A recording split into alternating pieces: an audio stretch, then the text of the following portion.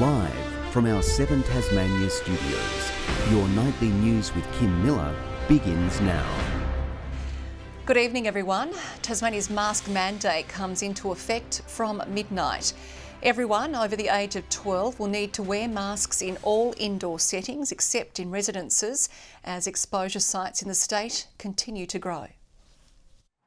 An unwelcome surprise this morning with more businesses listed as exposure sites. It certainly gives you butterflies in the stomach. It's the reality of coming closer to home. Rural Solutions Tasmania and Sorell still open for business, with staff undertaking a precautionary clean. The case visiting the store last Friday for just a few minutes. It is timely that it's giving us a bit of a scare to make us think, right, let's step up a little bit with our processes. Several stores in the Sorell Plaza also on the list. I think everyone's doing the right thing.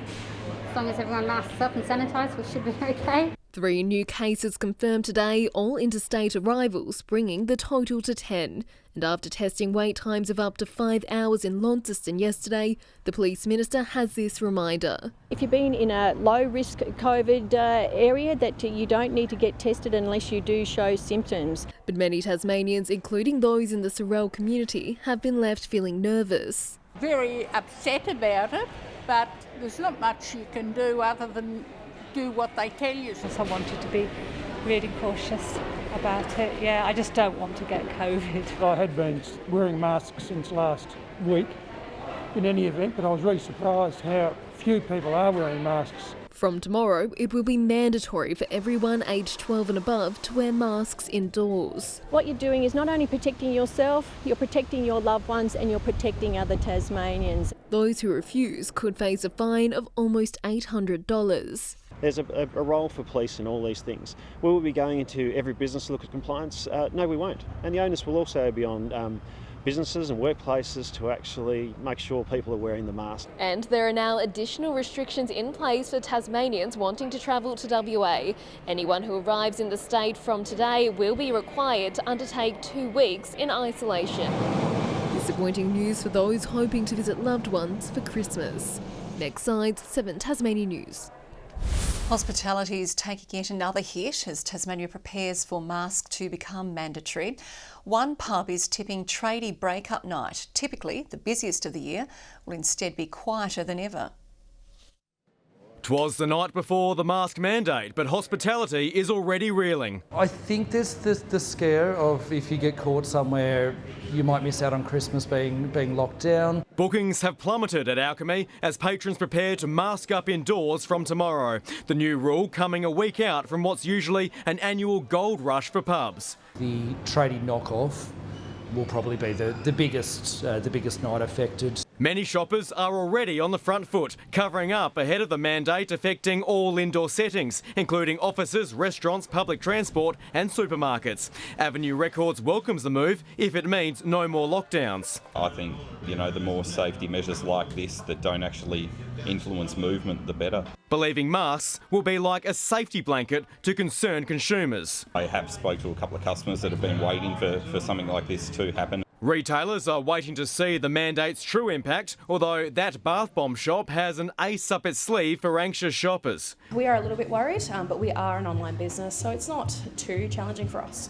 Businesses will have the right to refuse entry to anyone not wearing a mask from tomorrow. Many are already supplying disposable masks to help with compliance and hope shoppers understand the requirement. I think it's really good for people's safety. Despite the changes, there are pleas for the public to keep supporting local business during this time. When this is all over, we would all like to still be here pouring beers and, serving food to everyone. No need to be completely scared. So everyone clears this final hurdle unscathed. Tom Johnson, 7 Tasmania News. There have been heartfelt tributes for a young aspiring basketballer who succumbed to his injuries yesterday following the Jumping Castle tragedy. 11-year-old Chase Harrison played for the Devonport Warriors and was honoured, along with the other 5 victims, at a national basketball match last night. A row of basketballs for a little boy who loved the sport. Chase Harrison's teammates honouring him at the makeshift memorial with messages for the little warrior. The Tasmania Jack Jumpers held a minute's silence at their game last night. There's just things bigger than basketball, and we wanted to go out there and essentially just try and play for those kids. A minute's silence and black armbands will be worn at all NBL games this week.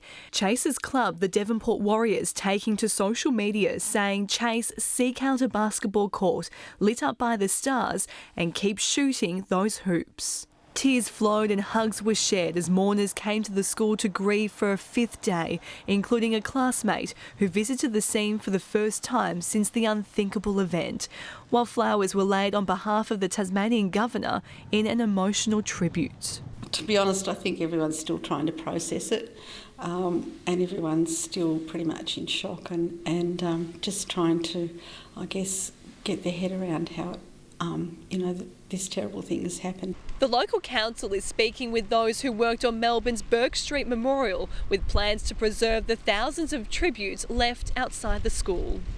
We'll be working very closely with the school around that. Survivor Beau Medcraft, who is recovering at home, received a special shout out from his idol, country music singer Casey Barnes. Hey Casey, very excited to come down and see you. Thanks for the message, mate. I'll see you in February next year. It was just a small gesture to try and boost their spirits and I think Beau got a lot out of it. We're trying to organise something special for him and his family. Adding a little bit of light during the darkest of days for Devonport. LETITIA Wallace, 7 Tasmania News. A technical glitch aboard the RSV Noyina has delayed the ship's departure. The Antarctic icebreaker was due to embark on her maiden voyage tonight, but final testing of the ship's alarm and monitoring software found issues needed to be resolved before the 67 expeditioners and crew on board can embark on their 5-week voyage to Casey and Davis stations. The ship is now due to depart Hobart later this week. Human rights advocates are warning a proposed federal religious freedom bill could water down Tasmania's tough anti-discrimination laws. They're making a last-ditch effort to have the bill scrapped, arguing it could enable discrimination of minority groups and undo years of hard work to protect vulnerable people in the community. Assembling the troops to send a clear message. Discrimination and denigration would increase in the workplace, in schools, in sports clubs, in all aspects of life. Equality advocates demanding the religious discrimination bill be scrapped. This bill sends a very, very ugly message that certain people are allowed to discriminate, to demean, to humiliate others in the name of religion. The proposed legislation would ensure protection for religious people to express their beliefs, but Tasmania's business community is warning it could have unintended consequences. A worker could potentially bully a co-worker or a colleague and then step behind this legislation as a defence. With the coalition struggling to get the numbers to pass its controversial bill and Labor unlikely to cast a vote until the outcome of a parliamentary inquiry is complete, it could become a key election issue when voters go to the polls. Tasmanian MP Bridget Archer breaking party rank to voice her concerns. We need to provide protection from discrimination for everybody, but we shouldn't be providing, privilege, I think, to one group over another. Tasmania has some of the toughest protections in the country under the Anti-Discrimination Act, but the state government is being warned its laws could be watered down if the federal bill passes the Senate next year. The Attorney General has made it very clear that we do not want to see Tasmania's anti-discrimination laws weakened. That will be made clear when federal parliament resumes. Ainsley Kosh, 7 Tasmania News. We're all being urged to stick to the speed limit on our roads this festive break. Police say even a small amount over can be deadly as officers across the state begin to ramp up patrols. The Christmas holidays are in full swing and so is the police presence. Officers conducted checks on drivers and vehicles in Launceston this morning ahead of Operation Safe Arrivals starting later this week. Sadly, we've had 34 people die on our roads this year. It's unacceptable. It's far too many. With more drivers on our roads, there is an increased risk. We have more people out and about than ever before on our roads, whether it's going to Christmas events or whether it's buying last-minute gifts. We also have our borders open, so we have more tourists going around our state. The RACT says for those heading on road trips, check your tyres, check your oil and water, clean that windscreen, make sure your lights work. A new speeding campaign has also been launched today by the Road Safety Advisory Council. Whether it's 15 kilometres over the limit or 4 kilometres over the limit, speeding is speeding and over is over. What people don't realise is that when you have a lot of people exceeding the speed limit by a small amount, it actually significantly contributes to serious and fatal crashes on our roads. And while speeding is on the radar, police will continue to target all fatal five. So whether they're tired, whether they think they need to speed up a bit to get to there, or overtake when it's not safe, just don't do it. Slow down, you'll get there. Operation Safe Arrival begins on Thursday. Letitia Wallace, 7 Tasmania News. Tickets are now on sale for the historic Hobart Ashes Test. Anxious fans have begun queuing hours before ticket booths opened at 11 a.m. Cricket Tasmania predicts a sellout for the first 3 days of play. This Test match will be not just history making, but it'll have a great Tasmanian flavour about it as well. Fans can snap up a spot on the hill with tickets starting at $30. Around 14,000 people will be allowed into the ground. Construction has begun on a major mental health centre in Launceston. The Canning Street site will be known as Head to Health and offer a wide range of support services. Experts say there has been a rise in anxiety across the population during the pandemic. Borders opening up and increasing COVID in the sector, in the community, is creating just a general unease about what the future holds. The design aims to create an atmosphere of warmth and safety. It will open in the middle of next year. A tough night on the road for the Jack Jumpers. A record home crowd for the Perth Wildcats watched last year's finalists beat Tasmania 101-83. Nearly 14,000 people saw Vic Law put on a clinic, sinking 32 points. For the Jack Jumpers, Josh Maggett top scored with There's zero 17. expectation around Australia about us at the end of the day, and for me, I think it's just great to go in and take swings at people and get after them and see where things land. The Jack Jumpers now fly to Sydney for Wednesday night's game against the Kings.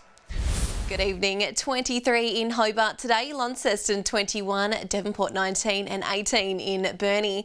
24 was the state's top at Friendly Beaches, 17 about King Island and Strawn and 14 in Lyowini. On the close-up, a frontal band is extending across Tasmania. Further out, an active area of cloud is seen over the top end with embedded thunderstorms developing about the eastern states. Tomorrow shows a trough extending from WA to New South Wales with several lows over northern Australia. West to northwesterly winds tomorrow 20 to 30 knots, swells up to 6 metres in the west and south and up to 2 metres in the north. A gale warning is current for Low Rocky Point to Southeast Cape, a strong wind warning from Low Rocky Point to Tasman Island and Southwest Lakes, and a severe weather warning is current for most of Tasmania except for the East Coast and King Island. Tomorrow's forecast now: Hobart and Adventure Bay 20, a shower or two in Tarraleah. In the north, Launceston partly cloudy, Devonport 20, windy and partly cloudy in Bridport. Burnie tomorrow cloudy, 18 about Strawn and Marrawar. St Helens and Swansea partly cloudy and a possible shower in Whitemark. The UV forecast is reaching an extreme 11 across the state. Looking ahead to the 3-day forecast: Wednesday, showers about the west, far south and central areas. Thursday, fine apart from an evening shower in the southwest. And Friday, fine apart from possible showers in the west later in the day. Capital cities 30 and sunny in Perth tomorrow. Adelaide mostly sunny and 34 in Broome. And currently Hobart partly cloudy and 18, Launceston 19 and Devonport partly cloudy and 18. That's all in weather tonight, Kim. And that is all your news for now. We'll be back later with updates. Thanks for joining us this evening. Have a great night. Good night.